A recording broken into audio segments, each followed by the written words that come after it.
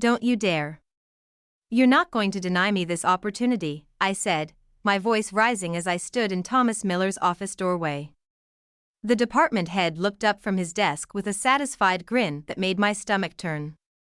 After a decade of dedicated service to Peterson Engineering, this was how it would end. My name is Kay Thompson, and at 52, I've spent the last 10 years of my career at one of San Francisco's leading engineering firms. Through 3 company restructures, 2 economic downturns, and countless late nights perfecting designs, I had proven myself invaluable, or so I thought. Kay, please sit down. Thomas motioned to the chair across from his desk, his voice carrying that rehearsed sympathy that HR must teach in management training. We're bringing in someone younger for your role. After 10 years, it's time to move on. The words hung in the air between us. Someone younger. Not someone more qualified or experienced, just younger. I felt the familiar heat of indignation rising in my chest, but took a deep breath instead. This wasn't the time for an emotional outburst, I nodded calmly. I appreciate the notice, Thomas. My muted response clearly wasn't what he expected. Thomas blinked, momentarily thrown off script. Well, good. I'm glad you understand. The transition will take place over the next month. We'll need you to train your replacement, Olivia. She graduates from Berkeley next week, I smiled thinly. Of course. What Thomas didn't know, what nobody in the department knew, was that the next board meeting would be special. Very special indeed. Will there be a formal announcement? I asked, my voice steady. We'll announce it at the department meeting on Monday, Thomas replied, already turning his attention back to his computer screen, dismissing me. HR will be in touch about your severance package. I stood up and smoothed my blazer. I see. And the quarterly board meeting is still next Thursday at 2 p.m.? Thomas looked up, confusion flickering across his face. Yes, but that's not something you need to concern yourself with anymore. Just double-checking my calendar, I said lightly. Will CEO Davis be in attendance? Thomas's eyes narrowed slightly. Why do you ask? Just curious, I replied with a shrug. Well, I won't take up any more of your time. As I walked out of his office, I felt strangely calm. 10 years at Peterson Engineering had taught me patience, resilience, and the importance of knowing when to speak and when to remain silent. The next board meeting would reveal everything, and Thomas Miller's smug satisfaction would evaporate faster than morning fog on the bay. Some secrets were worth keeping, even when you were being shown the door. As I walked back to my desk, I couldn't help but smile at the irony of it all. 10 years of dedication, reduced to a casual dismissal in a 15-minute meeting. Yet here I was, holding on to information that would completely flip the script. Everything okay? Asked Javier, my colleague from the adjacent cubicle. His eyes held genuine concern. He'd seen too many people walk that same path from Thomas's office, faces drawn with shock and disappointment. Never better, I replied, voice low enough to avoid attracting attention. Just the usual Friday drama. I hadn't told anyone about the private meeting with CEO Catherine Davis 3 weeks ago. It had been unexpected, a call directly to my personal cell on a Sunday afternoon while I was tending to my rooftop garden. Kay, we need to talk about your future at Peterson, Catherine had said, her normally formal tone relaxed and direct. Not at the office. Can you meet me at Bayview Cafe tomorrow at 7 a.m.? The memory of that morning was still vivid. Catherine had arrived early, securing a private corner table with a stunning view of the Golden Gate Bridge shrouded in morning mist. I'll get straight to the point, she'd said after we exchanged pleasantries. The board is restructuring our leadership approach. We've been watching your work on the West Lake project. Your innovative solutions saved us millions and impressed our biggest clients. I'd been preparing for bad news, not praise. Thank you, but we want you on the executive board, Catherine had continued. As our new Chief Operations Officer. You understand both the technical and human elements of our business in a way nobody else does. The offer had been unexpected and overwhelming, a seat on the board, overseeing all operational aspects of Peterson Engineering, including Thomas's department. Why me? I'd asked, still processing the magnitude of the opportunity. Because you see what others miss, Catherine had replied simply. And because it's time we had someone at the table who remembers what it's like to be in the trenches. The secrecy had been Catherine's idea. The board vote is just a formality, but I need to manage the politics carefully. Some members, particularly those with connections to Thomas, might try to interfere if they knew beforehand, so I'd signed the contract, with only Catherine and the company's legal counsel present. For 3 weeks, I'd attended early morning strategy sessions, disguised as vendor meetings in my calendar. I'd reviewed confidential reports and helped draft a new operational framework after hours, all while Thomas plotted my removal. Back at my desk, I checked my phone. A message from Catherine, contracts filed. Announcement prepared. Still on for Thursday, I texted back a single thumbs-up emoji. For the rest of the afternoon, I diligently worked on transition notes for my supposed replacement.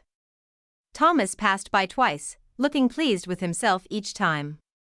Let him enjoy this moment of perceived victory. The real revelation was just days away. The weekend dragged on endlessly as I prepared for what would undoubtedly be the most consequential week of my career. On Monday morning, I arrived at the office early, dressed in the same professional attire I'd worn for years, nothing that would signal the impending change in my status. The department meeting was scheduled for 10 a.m. in the main conference room. I took my usual seat near the middle of the table, not too prominent, not too hidden. As engineers and project managers filtered in, the room buzzed with the usual Monday morning energy, conversations about weekend activities, project deadlines, and industry gossip. Thomas entered last, followed by a young woman I'd never seen before. She couldn't have been older than 23, with a nervous smile and wide eyes that took in the room with undisguised excitement. "Good morning, everyone," Thomas announced, clapping his hands together. "Before we dive into project updates, I have an important announcement." The room quieted immediately. Several of my colleagues glanced in my direction, sensing what was coming. "I'd like to introduce Olivia Parker, who will be joining our team as Senior Design Engineer. Over the next month, she'll be working closely with Kay, who will be leaving us to pursue other opportunities." There it was, the corporate euphemism for being pushed out. I kept my expression neutral as curious and sympathetic looks turned my way. "Kay has been with us for 10 years, Thomas continued, his tone suggesting he was bestowing a great honor upon me by acknowledging my service. "And we appreciate her contributions. Please make Olivia feel welcome as she transitions into this important role." Olivia gave a small wave. "I'm really excited to join the team. I've heard so many great things about Peterson Engineering." As the meeting progressed through project updates and quarterly targets, I noticed Thomas watching me carefully, perhaps expecting an outburst or sign of distress.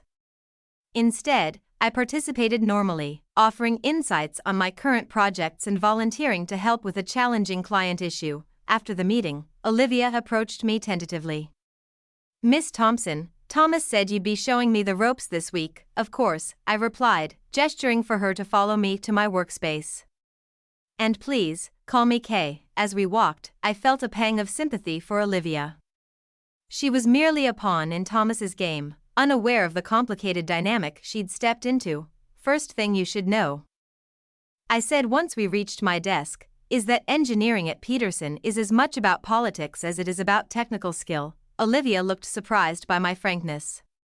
I thought it would be more merit-based," I smiled. "It should be.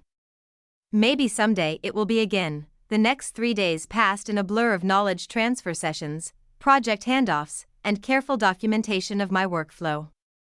Through it all, I maintained my professional demeanor, giving Olivia every advantage I could without revealing my true circumstances. On Wednesday afternoon, Catherine called a company-wide meeting for Friday morning, the day after the board meeting. The email mentioned exciting organizational changes and new leadership announcements. Thomas read the message with a frown, clearly not privy to whatever Catherine had planned. "Do you know what this is about?" he asked me casually as he passed my desk. "No idea," I lied smoothly. "Perhaps they finally found someone to fill that VP position that's been vacant." he nodded, satisfied with my ignorance, and walked away. Thursday was approaching rapidly, and with it, the moment of truth. Thursday morning arrived with a strange sense of calm washing over me. I'd prepared for this day meticulously, choosing my outfit with particular care, a tailored charcoal suit I'd purchased for the occasion, accented with a subtle jade silk blouse that brought out the green in my eyes. It was an executive look, though no one would question it as being particularly out of character for me. I arrived at work to find my going-away party in full swing, a sad spread of supermarket cupcakes and lukewarm coffee in the break room. My colleagues had signed a card with generic well wishes and memories of projects we'd tackled together. I accepted their condolences with grace, playing my part in this corporate theater. "We'll miss you around here," said Javier, giving me an awkward side hug. "It won't be the same without your problem-solving magic, thank you," I replied, meaning it. Many of these people were genuine colleagues who had no part in Thomas's machinations. "I'll miss this team too." Thomas stood at the edge of the gathering, checking his watch frequently. The board meeting was at 2 p.m., and as department head, he'd need to prepare his quarterly presentation. I knew exactly what was in it. I'd helped design the reporting framework years ago.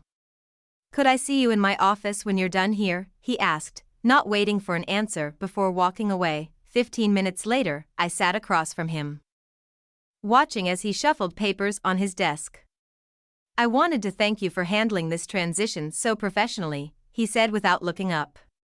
"It's refreshing, considering your tenure with the company." The slight emphasis on tenure made it clear what he really meant. My age, it seemed the appropriate response. I replied evenly. Thomas finally met my eyes. "Your severance package is generous, 2 months' salary plus your unused vacation time. The paperwork will be ready for your signature tomorrow. I appreciate that." He leaned back in his chair, curiosity finally getting the better of him. "I have to ask, you've been surprisingly calm about all this. Did you see it coming?" I allowed myself a small, enigmatic smile. "Let's just say I've learned to prepare for all contingencies in my time here." Thomas's expression hardened slightly. "Well, company needs evolve. Fresh perspectives become necessary." "I'm sure you understand." "Completely," I agreed. Change is inevitable in any organization. Sometimes it comes from unexpected directions. His eyes narrowed at my cryptic response, but before he could press further, his phone buzzed with a reminder. "I need to prepare for the board meeting, of course," I said, standing to leave. "Good luck with your presentation." I've always found the board to be quite attentive to details. As I walked out, I could feel his eyes on my back, a new uncertainty in his gaze. My calm acceptance had planted a seed of doubt, exactly as I'd intended. Back at my desk, I fielded a text from Catherine, conference room A, 1:30. "Come through the executive entrance." I spent the next 2 hours meticulously organizing my desk, backing up personal files, and creating detailed instructions for Olivia. To anyone watching, I was simply being thorough before my departure. At 1:25, I picked up my leather portfolio and headed toward the restroom, a perfectly normal afternoon activity that wouldn't raise suspicions. Once out of sight from the engineering department, I changed course, taking the elevator to the top floor, where senior executives had their offices. The executive suite had its own private entrance to the boardroom, a door that I had never had cause to use in my 10 years with the company. Until today, Catherine was waiting for me in the hallway, her normally serious face softened with anticipation. "Ready to make history?" she asked quietly. I took a deep breath, feeling the weight of the moment. "As ready as I'll ever be." "Perfect," she replied, checking her watch. "The other board members are already seated. Thomas will enter through the main door at exactly 2 p.m.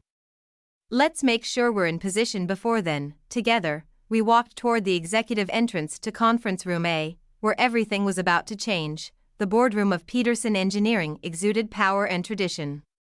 12 high-backed leather chairs surrounded an immense mahogany table that had witnessed decades of critical decisions.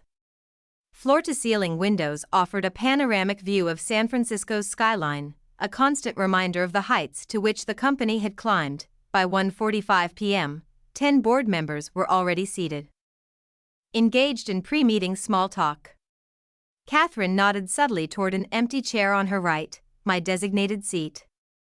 I felt a momentary flutter of nerves as I took my place, but it quickly subsided as several board members smiled in recognition. William Harrison, the 70-year-old chairman of the board, extended his hand. "Miss Thompson, we're delighted to finally have you join us officially. Catherine has spoken highly of your operational insights." "Thank you, Mr. Harrison. I appreciate the opportunity," I replied, my voice steady despite the significance of the moment. For the next 10 minutes, I was introduced to each board member. Most knew me by reputation or from previous project presentations. But this interaction was different. I was now their peer, not a subordinate reporting up the chain. At precisely 2 p.m., the main door opened. Thomas entered, carrying his presentation materials and looking confident. He greeted several board members by name as he made his way around the table, placing copies of his report at each seat. Then his eyes landed on me. The change in his expression was subtle but unmistakable: confusion, followed by disbelief, then rapidly shifting to alarm. "Kay, what are you doing here?" he asked, his voice pitched slightly higher than normal. Before I could respond, Catherine stood, commanding the room's attention. "Let's begin," she announced, gesturing for everyone to take their seats. "Before we move to department reports, I have an important announcement." Thomas remained standing, his gaze darting between Catherine and me, clearly trying to piece together what was happening. "Please take a seat, Thomas," Catherine directed, waiting until he complied before continuing. "As you all know, Peterson Engineering has been undergoing strategic restructuring to better position ourselves for the challenges ahead. After extensive evaluation, the executive committee and I have identified critical operational improvements needed across all departments." Thomas fidgeted with his pen, no longer looking at me. "To lead this effort," Catherine continued, "we required someone with deep institutional knowledge, proven technical expertise, and the ability to bridge divisions within our organization. I'm pleased to announce that Kay Thompson has accepted the position of Chief Operations Officer, effective immediately." A round of applause filled the room. Several board members nodded approvingly in my direction. As COO, Kay will oversee all operational aspects of the company, including engineering, production, supply chain, and quality assurance, Catherine explained, her voice clear and firm. "All department heads will report directly to her, creating a more streamlined decision-making process." Thomas's face had drained of color. I wasn't aware of this reorganization," he stammered. "The decision was finalized 3 weeks ago," Catherine replied evenly. On a need-to-know basis, William Harrison leaned forward. "Miss Thompson's appointment was unanimously approved by the executive committee. Her first task will be conducting a comprehensive review of all departments, identifying inefficiencies and opportunities for growth." I finally spoke, keeping my voice professional and measured. "I'm looking forward to working with all department heads to optimize our operations. Everyone brings value to this organization, though sometimes it requires the right position to maximize that value." Thomas's eyes met mine, understanding the subtle message. His department was under my purview now. His decision to replace me would be subject to my review. "Now," Catherine said, masterfully moving the meeting forward, "let's proceed with the quarterly reports. Thomas, I believe you're first." Thomas stood on unsteady legs, fumbling with his presentation materials. The confident department head who had dismissed me days earlier was gone, replaced by a man suddenly questioning every decision that had led to this moment. "Before you begin," I interjected gently, "I'd like to discuss the staffing changes you proposed earlier this week. Perhaps we should revisit some of those decisions." The silence that followed was profound. Thomas cleared his throat, a bead of sweat visible on his temple. "Perhaps we should discuss departmental staffing after the meeting," he suggested, his voice strained. "Actually," I replied, maintaining a neutral tone, "since it affects the quarterly projections you're about to present, we should address it now." I turned to the board. "Thomas has proposed replacing our senior design engineer, the position I held until today, with a recent graduate who has no industry experience. Several board members exchanged concerned glances. The Westlake project is entering its most critical phase, I continued. Changing key personnel now creates unnecessary risk to both timeline and budget. William Harrison frowned. Is this accurate, Thomas? The Westlake contract represents 20% of our annual revenue. Thomas's presentation folder trembled slightly in his hands. I believed fresh perspectives would benefit the team, he said, the words sounding hollow even to his own ears. But obviously, with a new organizational structure, we can reassess. Indeed, I agreed. In fact, I've already spoken with Diana Ford about stepping into the role. Her 15 years of experience and familiarity with the Westlake specifications make her the logical choice. Catherine nodded approvingly. Diana is an excellent engineer. I support this decision. The look of defeat on Thomas's face was unmistakable, but he managed to proceed with his quarterly report. His usually confident delivery was replaced by hesitation and frequent references to notes. When he finished, the questions from board members were pointed and occasionally critical, a stark contrast to the easy reception he typically enjoyed. As the meeting progressed through other departmental updates, I made careful notes and asked thoughtful questions that demonstrated my comprehensive understanding of the company's operations. By the time we reached new business items, the dynamic in the room had shifted palpably. Board members increasingly directed their questions to me rather than Catherine or the department heads. Near the meeting's conclusion, Catherine introduced another agenda item. As part of our restructuring, we'll be reviewing each department's age demographics and succession planning strategies. Recent data suggests our most innovative solutions have come from cross-generational collaboration. She displayed a slide showing productivity metrics across different age groups. As you can see, teams with age diversity consistently outperform homogeneous groups. Kay will be leading an initiative to ensure we maintain healthy age distribution throughout the organization. I caught Thomas's eye across the table. Experience and fresh perspectives both have value when properly integrated, I said. I look forward to working with all department heads to optimize their team compositions. The meeting adjourned at 4:30 p.m. As board members gathered their materials and engaged in post-meeting conversations, Thomas approached me cautiously. Congratulations on your promotion, he said stiffly. Had I known, you'd have made different decisions, I finished for him. I understand completely, he nodded uncomfortably. Olivia's talented but inexperienced, I said. I think she'd benefit from our junior engineer development program rather than being thrown into a senior role prematurely. Don't you agree? Thomas knew he had no choice. Of course. I'll inform her of the change, no need, I replied.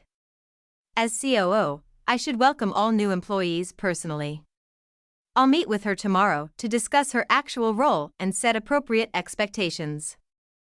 Catherine joined us, effectively ending the conversation. Kay, the executive team is gathering for dinner at Bayside Restaurant at 7.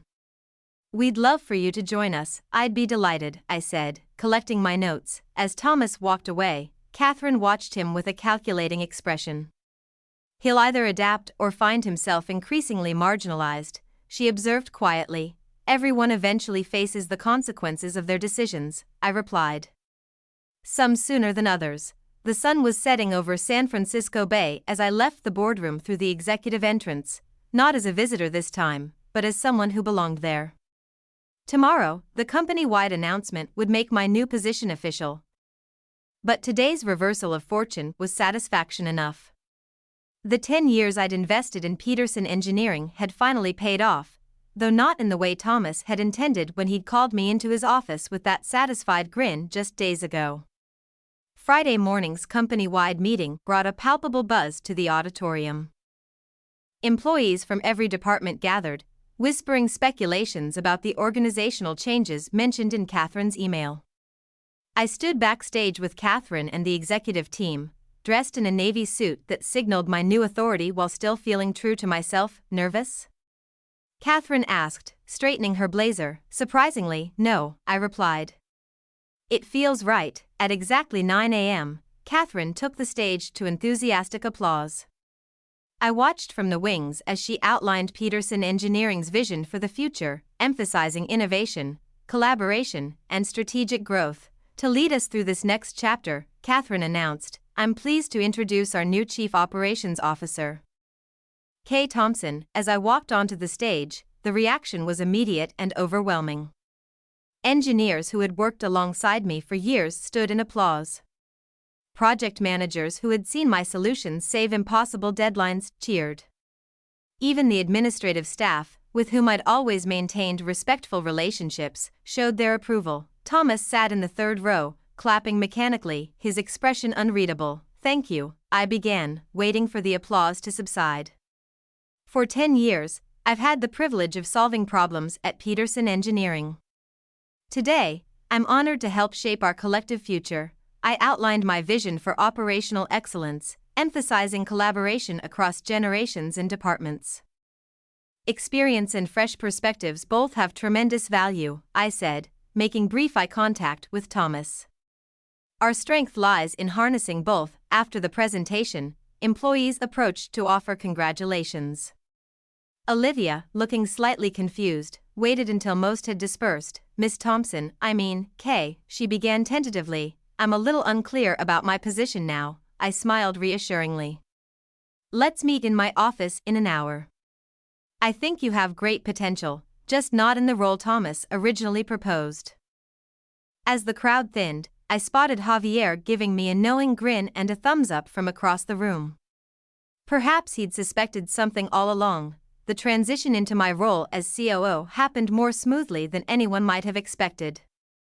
By Monday morning, I had moved into the executive suite on the top floor, a spacious corner office with windows overlooking the Bay Bridge. The contrast to my former cubicle was striking, but I made sure to bring along the small jade plant that had survived 10 years of engineering crises with me. Some continuity was important. My first official week was packed with meetings, getting to know each department head personally, reviewing ongoing projects, and assessing operational bottlenecks. I made a point of being visible throughout the building, visiting departments and speaking directly with employees at all levels. This wasn't just good leadership, it was a message that the barriers between executives and staff were being dismantled. Thomas had been notably subdued. Our first one-on-one meeting had been brief and focused strictly on his department's metrics. He avoided direct eye contact and kept his responses clipped and professional. I neither gloated nor referenced our previous dynamics, treating him with the same respectful professionalism I showed all department heads. On Friday afternoon, Catherine stopped by my office with 2 cups of coffee. "So, 1 week in, how does it feel?" she asked, settling into the chair across from my desk. "Challenging in all the right ways," I replied honestly. "There's so much opportunity for improvement," she nodded, looking pleased. "The board is impressed with your approach so far. William Harrison specifically mentioned your talent for asking the right questions. I've had years to think about what I'd do differently if given the chance," I admitted. Catherine smiled knowingly. "That's exactly why you were the right choice. Oh, and I thought you'd want to know, Thomas has requested a transfer to our Seattle office. Running away?" I asked, raising an eyebrow. "He claims it's for family reasons," Catherine replied. "But we both know better." I considered this news thoughtfully. "Let's approve it. Sometimes, a fresh start benefits everyone." Catherine raised her coffee cup in a small toast. "Spoken like a true executive."